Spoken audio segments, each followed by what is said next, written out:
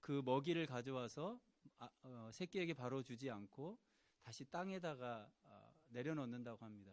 그리고 새끼로 하여금 그 높은 곳에서 뛰어내리게 해서 그 먹이를 스스로 먹을 수 있도록 훈련을 시킨다고 합니다. 여러분, 새끼가 처음에 이렇게 어미가 밀어낼 때 얼마나 겁이 나겠습니까? 그래서 잔뜩 움츠리고 있는 그 새끼에게 어미 독수리가 최후의 방법을 쓰는데, 그것은 바로 둥지 밖으로 사정없이 밀어낸다는 것입니다. 그때 허공에서 허우적대는 그 새끼를 어미가 다시 집어들고 다시 둥지로 올라온다는 것이죠. 이런 훈련들을 수차례 반복한다는 겁니다. 왜냐하면 이런 반복된 훈련을 통해서 새끼는 날개에 힘을 얻게 되고, 또 그 혹독한 생존 세계에서 능히 살아갈 수 있는 강한 독수리로 성장하며 만들어지기 때문에 그렇습니다.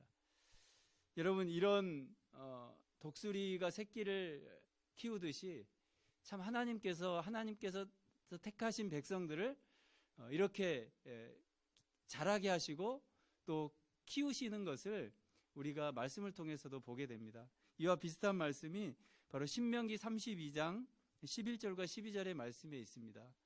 마치 독수리가 자기의 보금자리를 어지럽게 하며 자기의 새끼 위에 너풀거리며 그의 날개를 펴서 새끼를 받으며 그의 날개 위에 그것을 엎는 것 같이 여호와께서 홀로 그를 인도하셨고 그와 함께한 다른 신이 없었도다. 여러분, 이스라엘 민족은 하나님께서 택한 민족이죠. 그래서 그들을 날개 위에 업어서 홀로 인도하신 하나님이십니다. 다시 말하면 하나님께서 택하신 하나님의 백성을 하나님이 가만 내버려 두지 않으시고 하나님께서 반드시 자라게 하신다는 것이죠. 그런데 그 자라게 하시는 과정이 어떨까요? 마치 독수리가 새끼를 훈련시키듯이 그렇게 훈련시킨다는 것입니다. 여러분, 오늘 우리가 읽은 열왕기하 13장 말씀에는 북이스라엘의 두 왕이 나옵니다. 11대 왕인 여호아하스와 12대 왕인 요아스라는 왕이 나옵니다. 우리가 읽진 않았지만 여호아하스 그 왕의 그 정치를 보면 여호와 보시기에 악을 행했다고 기록하고 있어요. 죄를 따라갔다. 여로보암의 죄를 따라갔다고 말하고 있고요. 그래서 하나님께서 그들을 이방 민족에게 넘기십니다. 그러자 그들이 하는 일이 뭐냐면, 하나님 우리를 좀 도와주세요. 하나님을 찾습니다. 그래서 하나님께서 구원자를 보내셔서 그들을 구원해 내셔요. 그런데 문제는 6절과 7절에 보면 그들의 죄악에서 또 다시 떠나지 못하고 있는 모습을 보게 되죠. 6절에 보면 여로보암 집의 죄에서 떠나지 아니하고 그 안에서 따라 행하며 또 사마리아의 아세라 목상을 그냥 두었더라. 하나님이 건져주셨음에도 불구하고 그 죄에서 떠나지 못하고 있는 그 이스라엘. 그런가 하면 그 이어서 왕이 된 요아스는 어떻습니까? 요아스도 마찬가지입니다. 11절에 보면 여로보암의 모든 죄에서 떠나지 않았다라고 기록하고 있습니다. 그런데 특이한 건 요아스 시대에 바로 활동했던 그 이스라엘의 선지자 엘리사가 죽게 됩니다. 여러분, 엘리사가 죽을 때 14절에 보면 요아스가 이런 말을 합니다. 내 아버지여, 내 아버지여, 이스라엘의 병고와 마병이여. 요아스가 지금 엘리사를 향해서 하는 말입니다. 여러분, 병고와 마병은 그 당시에 나라를 지키는데 강력한 무기입니다. 반드시 필요한 겁니다. 그런데 누가 병고와 마병이었다는 것이죠? 엘리사 당신이 우리의 병고와 마병입니다 라고 얘기하는 거죠. 그런데 이제 엘리사가 죽게 되죠. 여러분, 엘리사가 죽었다는 이야기는 반대로 생각하면 무슨 뜻입니까? 이스라엘의 병고와 마병이 사라졌다는 거예요. 그 말은 엘리사 한 사람의 죽음으로 끝나는 것이 아니라 이스라엘 전체에 하나님의 그 능력, 하나님께서 함께 하심이 그들에게서 떠났다는 것을 얘기합니다. 여러분, 왜 그런 일이 벌어졌습니까? 지금 하나님께서 그들을 업어서 기르시고 그렇게 이끌어 가시는데 하나님을 거절하는 거죠. 그리고 이방 신들을 따라서 여전히 악을 행하고 있는 그들의 모습을 하나님이 보시면서 그렇게 하시는 겁니다. 여러분, 그런데 오늘 우리가 읽은 본문 22절과 23절에 보면 참 재밌는 말씀이 나옵니다. 여러분, 이스라엘은 하나님께서 분명히 택한 민족이죠. 그리고 그 민족이 학대를 받고 있습니다. 그런데 그 학대받는 민족이 하나님의 언약 백성이라면 하나님께서 어떻게 해주셔야 되죠? 학대로부터 건져내 주셔야 맞는 거잖아요. 그런데 오늘 23절에 보면 하나님께서 학대받은 것을 알고 계세요. 이스라엘에게 은혜도 베풀고 긍휼히 여기기도 하고 또 돌보시기도 합니다. 그런데 그들을 쫓아내지 않으십니다. 여러분, 도대체 무슨 이유 때문에 하나님께서 그들을 쫓아내지 않으시는 것일까요? 23절에 그 답이 나오죠. 뭐라고 말합니까? 무엇 때문이라고 말합니까? 여호와께서 아브라함과 이삭과 야곱과 더불어 세운 언약 때문에 쫓아내지 않았다. 도대체 언약이 뭐길래 왜 하나님께서 그들을 쫓아내지 않으신 것일까요? 아니, 하나님께서 그들을 사랑하셨다면 그 문제들쯤이야 능력 있는 하나님이 한 방에 해결해 주시면 되지 않습니까? 그런데 왜 하나님이 그 언약 백성을 그렇게 내버려 두시는가 하는 것입니다. 여러분, 출애굽기 32장 13절에 보면 하나님께서 그 언약에 대해서 이렇게 말씀합니다. 함께 읽어볼까요? 주의 종 아브라함과 이삭과 이스라엘을 기억하소서. 주께서 그들을 위하여 주를 가리켜 맹세하여 이르시기를 내가 너희의 자손을 하늘의 별처럼 많게 하고 내가 허락한 이 온 땅을 너희의 자손에게 주어 영원한 기업이 되게 하리라. 이게 하나님의 약속입니다. 언약이죠. 여러분, 그런데 우리는 이런 말씀을 보면 어디에 눈이 많이 갑니까? 여러분, 아마 성경을 읽으시다가 빨간 펜으로 밑줄을 긋거나 이렇게 동그라미를 그리는 분들이 많이 계시죠. 그때 여러분, 이 말씀에서 여러분은 어디에 동그라미를 치실 겁니까? 예, 많은 분들이 다양할 겁니다. 그런데 아마 많게 아니면 뭐 온 땅, 여기에 우리의 눈에 관심이 많이 가요. 하나님께서 많이 주신대. 야, 하나님께서 땅도 주신대. 야, 이게 하나님의 약속이구나. 여러분, 사실 그런데 이 말씀은 그런 것을 얘기하는 것이 아닙니다. 하나님의 언약, 약속은 뭐 많은 거 주고 땅 주고, 여러분 그렇다면 하나님의 백성인 우리 모두가 지금 어떻게 해야 되죠? 가진 것도 많아야 되고 땅도 많아야 돼요. 여러분, 가진 거 많으십니까? 땅이 좀 있으십니까? 네. 가진 거 없고 땅 없잖아요. 그런데 하나님께서 많게 하고 땅도 주신대요.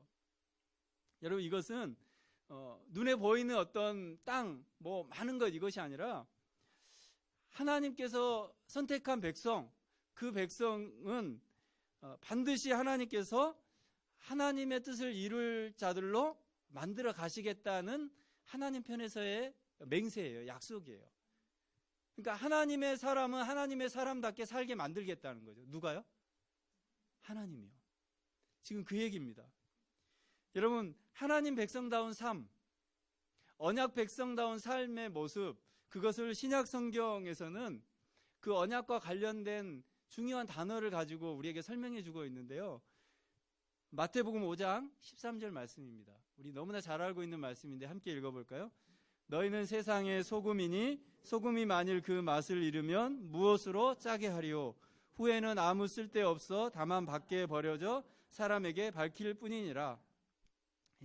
소금, 너무나 여러분 유명한 말씀 아닙니까? 이 말씀을 여러분 많이 들어보셨죠? 그래, 우리는 세상에 썩어져 가니까 소금의 역할을 해서 썩지 않도록 세상을 만들자, 뭐 이런 말씀일까요? 그렇게 들으셨다면 그런 말씀이 아닙니다. 여러분, 우리가 세상을 변화시킬 수 있습니까? 우리가 세상을 썩어가는 세상을 우리가 변화 못 시킵니다. 여러분, 여기서 소금의 삶을 예수님께서 마태복음 5장 16절에 착한 행실이라고 얘기해요. 착한 행실. 착한 행실은 우리가 뭐 썩어져가는 세상을 막아서 열심히 노력하면 되는 그것이 아니라 바로 언약과 관련된 삶을 얘기하고 있는 겁니다. 여러분, 하나님께서 언약을 주셔서 언약 백성으로 삼으신 자들은 이 세상에서 소금이다. 이미 소금이라는 거예요. 그래서 반드시 소금의 삶을 살아야 한다.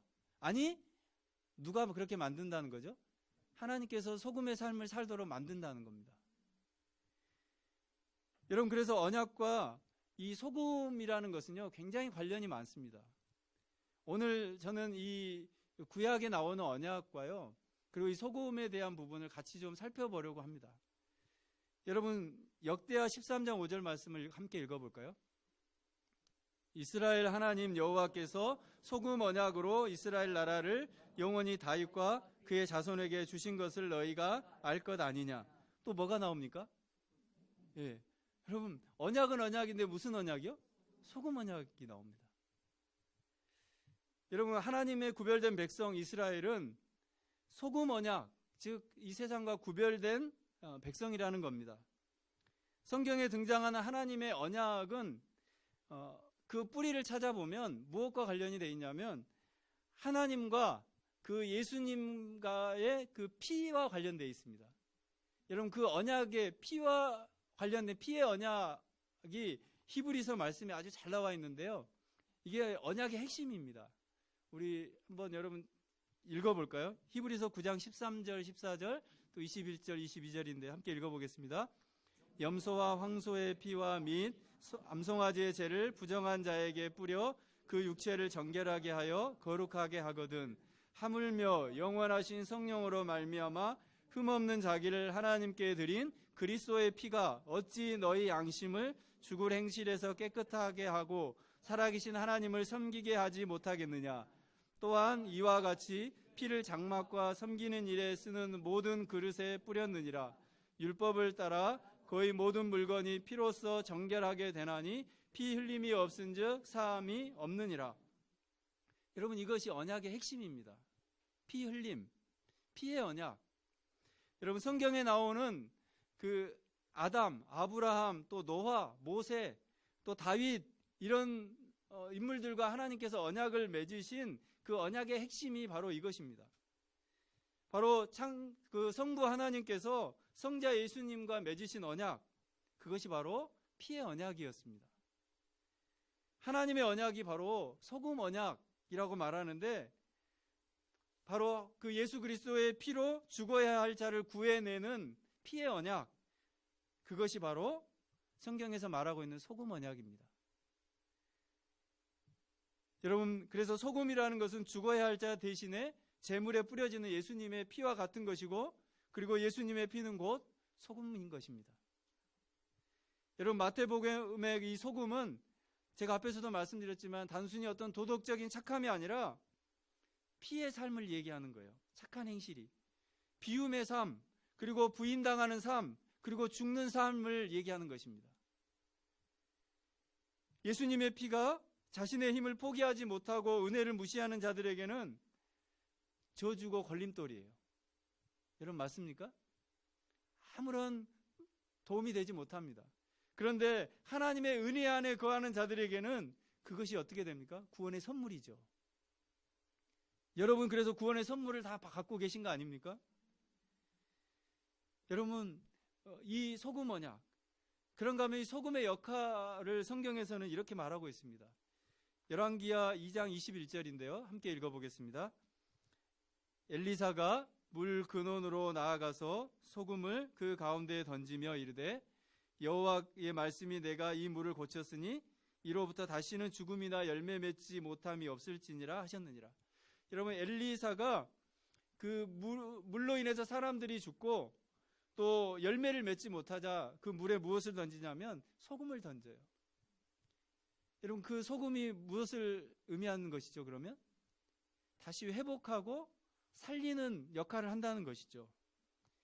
뿐만 아니라 소금은 거룩하고 성결함의 상징입니다. 출애굽기 30장 35절에 보면 소금을 쳐서 성결하게 하고 라는 말씀이 나옵니다. 그러니까 하나님 앞에 드려지는 그 제물 위에 소금을 붙여서 성결하게 했어요. 뿐만 아니라 소금은 또 어떤 사람들에게는 먹여지기도 했어요. 하나님이 그것을 먹이기도 했어요. 여러분 레위기 6장 15절과 16절인데요. 같이 읽어보겠습니다. 그 소재의 고운 가루 한 움큼과 기름과 소재물 위에 유향을 다 가져다가 기념물로 제단 위에서 불살라 여호와 앞에 향기로운 냄새가 되게 하고 그 나머지는 아론과 그의 자손이 먹되 누룩을 넣지 말고 거룩한 곳 회막들에서 먹을지니라. 여러분 소재를 드리고 남은 그 소금이 들어간 곡식가루로 떡을 만들었어요. 그리고 떡을 아론과 그의 후손들 제사장들이 그걸 먹습니다. 무슨 떡을 먹은 거죠? 소금이 들어간 떡을 먹은 거예요.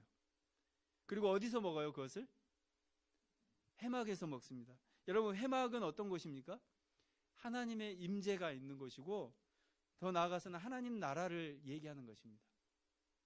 여러분 그러니까 소금은 하나님 나라에 들어온 하나님의 백성들에게 주어진 것이에요. 바로 그 소금 떡을 먹은 자들, 그들만이 어떻게 됩니까? 다시 살아나게 되고 정결하게 되고 구원받은 자들이 된다는 것입니다. 하나님이 선택한 자들이 되게 하겠다는 것이죠. 이 떡. 여러분 그런데 성경은 이 떡을 신약 성경에서 바로 하나님이 주신 특별한 떡을 또 말씀합니다. 여러분 요한복음 6장 32절부터 35절에 보면 그 하나님이 주신 그 떡, 생명의 떡을 이렇게 말씀하고 있죠. 예수께서 이르시되 내가 진실로 진실로 너희에게 이르노니 모세가 너희에게 하늘로부터 떡을 준 것이 아니라 내 아버지께서 너희에게 하늘로부터 참떡을 주시나니 하나님의 떡은 하늘에서 내려 세상에 생명을 주는 것이니라. 그들이 이르되 주여 이 떡을 항상 우리에게 주소서. 예수께서 이르시되 나는 생명의 떡이니 내게 오는 자는 결코 줄이지 아니할 터이요 나를 믿는 자는 영원히 목마르지 아니하리라. 여러분 떡을 먹은 사람은 죽은 자에서 산 자로 회복되고 부정함에서 정결하게 되는 것이죠. 그런데 구약에서의 소금이 그 역할을 했다면 신약에서는 온전한 떡, 그 떡이 누가 되신다고 말합니까? 바로 예수님이 생명의 떡, 온전하게 함의 떡, 살리는 떡이 되신다고 말씀하고 있는 것이죠. 여러분 그렇기 때문에 그 떡을 먹은 자만이 구원을 받는다고 말합니다. 여러분 아까 제가 말씀드렸죠. 소금이 떡하고 이렇게 섞이는 거잖아요. 그것을 우리는 다시 말하면 연합이라고 말합니다. 소금과 재물이 연합되었다고 말합니다. 바로 마치 그 소금이 쳐진 재물이 바로 예수 그리스도이고 그 소금 쳐진 재물을 먹고 소금 쳐진 재물과 연합이 되어 소금의 삶을 살게 되는 것, 이것이 바로 성도라는 거죠. 여러분 성도는 그래서 예수님의 피, 예수님의 완전히 비워지심, 낮아지심, 그리고 예수님께서 완전히 부인당하심, 그리고 예수님께서 고난당하시고 마지막에 십자가를 지신 그 삶을 따라가는, 그 삶의 원리를 따라 살아가는 자들이 성도인 것입니다. 여러분은 성도이십니까? 네. 그것이 바로 착한 행실이에요. 우리가 율법적으로 무엇을 열심히 해서 하나님의 거룩한 자가 되고 하나님의 어떤 무엇인가를 이루어내는 그런 자들이 아니라 바로 이 하나님 나라의 원리를 따라 살아가는 것, 이것이 바로 성경이 말하는 착한 행실이라는 것입니다. 여러분은 이 떡을 소유하고 계십니까? 이 떡을 먹으셨습니까? 이 떡을 먹지 않은 자들은 언약의 백성이 아니라는 것이죠. 바로 영원하시고 온전하신 그 떡을 먹은 자들만이 정결하게 되고 다시 살아나게 되고 그리고 그 하나님이 주시는 영원한 생명을 얻게 되는 것입니다. 여러분 제가 왜 지금 구약의 열왕기하 이 본문을 가지고 제가 이 말씀을 드리냐면 바로 이것이 핵심이기 때문에 그렇습니다. 여러분 오늘 본문에서 제가 앞에서 말씀드렸죠. 이스라엘은 분명히 택한 백성인데 학대받고 있습니다. 지금 그런데 학대받은 그들을 하나님께서 내버려 두고 계세요. 왜 도대체 내버려 두시느냐? 언약 때문이라는 겁니다. 언약. 그렇다면 무엇을 얘기하시는 걸까요? 하나님이 그들을 미워서 그냥 내버려 두실까요? 야, 너희들 내 말 안 들으니까 한번 골탕이나 먹어봐라. 한번 고생이나 해봐라. 이러면서 그 이방 민족들을 보내서 그 이스라엘 민족들을 학대받게 하실까요? 그러면서 하나님이 보시면서 아, 기분 좋다. 뭐 하나님이 그렇게 보고 계실까요? 여러분, 하나님은 그런 하나님이 아니시죠. 하나님께서 사랑하는 백성들의 그 아픔을 보시고 누구보다 더 아파하시는 분이십니다. 차라리 하지 않기를 간절히 원하시는 분이십니다. 그런데도 하나님께서 그 학대를 그냥 내버려 두시는 근본적인 그 이유는 바로 이 언약 때문이라는 겁니다. 다시 말하면 하나님께서 원하시는 하나님 백성다운 삶이 있다는 거예요. 바로 소금으로서 살아야 될 하나님 나라의 백성으로서의 삶이 있다는 겁니다. 그런데 그들이 지금 그렇게 살고 있습니까? 못 삽니까? 못 살고 있잖아요. 이스라엘 백성들을 하나님께서 업어서 그들을 인도해 내시고 그렇게 이끌고 계심에도 불구하고 그들은 언약 백성의 삶을 알지도 못하고 살아내지도 못하고 있는 겁니다. 그러니 하나님 편에서는 어떻게 해야 돼요? 그래, 그냥 너희 알아서 살아라. 내버려 둘 수는 없잖아요. 그러니까 하나님께서 어떻게 해서라도 언약 백성의 삶이 무엇인지를 그들로 깨닫게 하고 그 삶을 살아내도록 만들어 가시는 거예요. 그래서 그들에게 그 이방 민족을 그들에게 붙여 놓으신 겁니다. 여러분, 하나님의 궁극적인 목적은 그럼 뭐예요? 하나님의 사랑 아닙니까?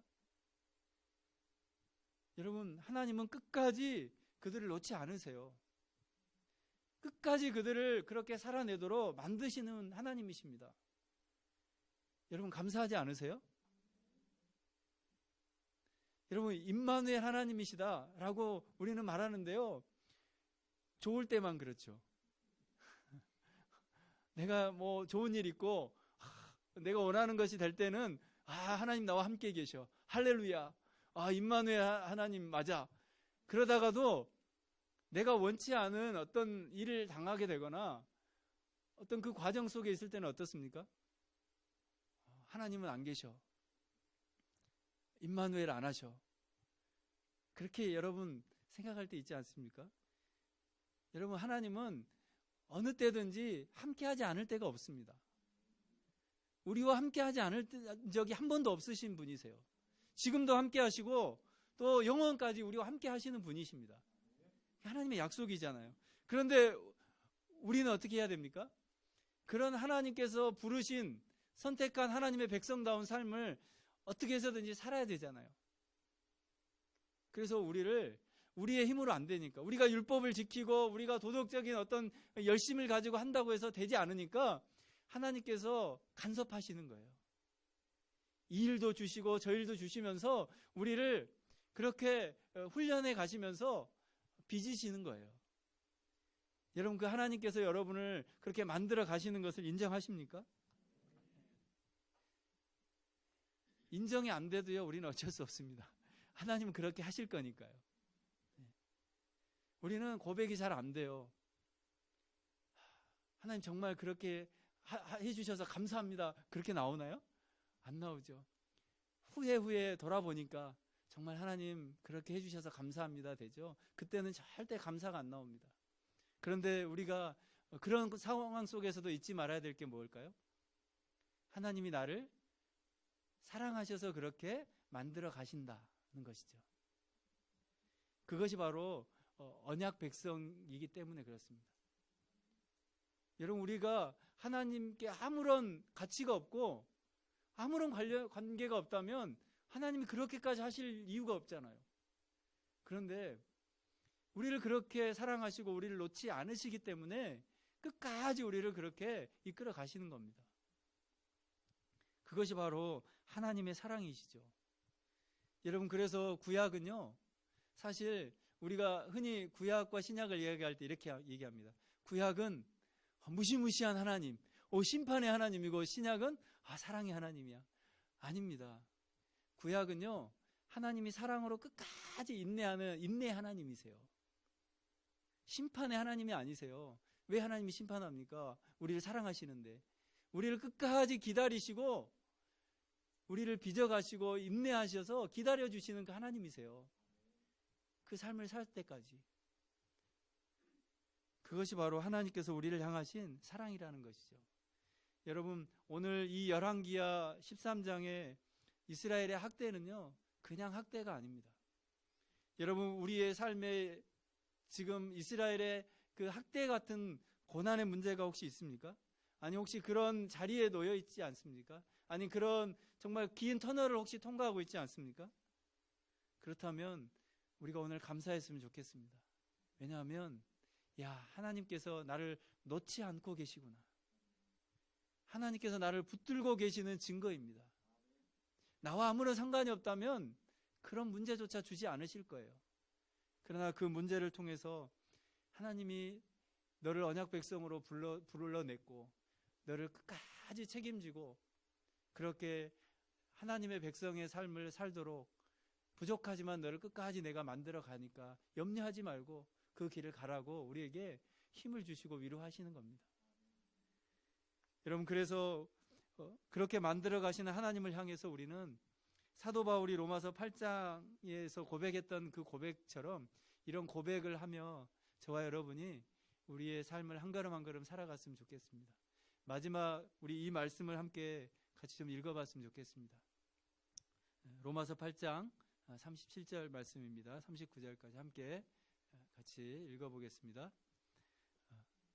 그러나 이 모든 일에 우리를 사랑하시는 이로 말미암아 우리가 넉넉히 이기느니라.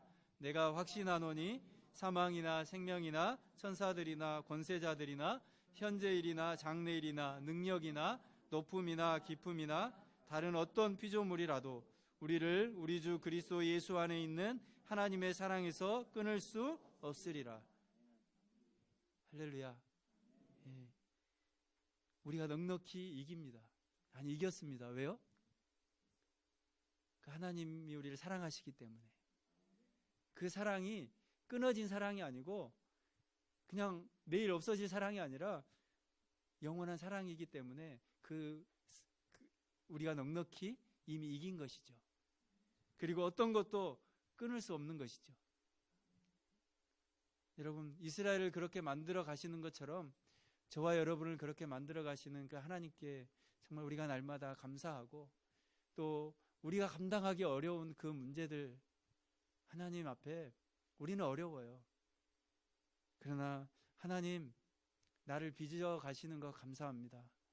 이 과정을 내가 믿음으로 잘 이겨낼 수 있도록 힘을 주시고 이 과정 속에 나를 놓지 않으시고 나를 하나님의 사람으로 온전하게 빚어 가시는 그 하나님의 사랑을 내가 그 속에서 정말 풍성하게 내가 경험하는 그런 삶을 그 안에 살아갈 수 있도록 도와주시옵소서. 그렇게 기도하며 우리의 그 힘든 삶의 과정을 믿음으로 오늘도 달려가는 저 여러분 되기를 주님의 이름으로 축원합니다. 함께 이 시간 우리 찬양했으면 좋겠습니다. 제가 이 말씀을 묵상하면서요, 내 안에 주를 향한 이 찬양이 참 많이 생각나더라고요. 우리 안에 노래, 영원한 노래, 그것은 바로 우리를 향하신 하나님의 사랑의 노래죠. 그 사랑의 노래를 우리가 부르며 또 부르며 그 하나님을 찬양하며 그 과정을 우리를 빚어가시는 그 하나님을 찬양하면서 우리에게 주어진 삶을 오늘도 믿음으로 한 걸음 한 걸음 살아가는 저 여러분 되기를 원합니다. 이 찬양 우리 함께 같이 하기를 원합니다. 내 안에 주를 향한 이 노래 찬양하겠습니다.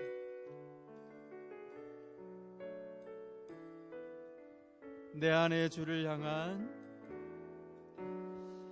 내 안에 주를 향하니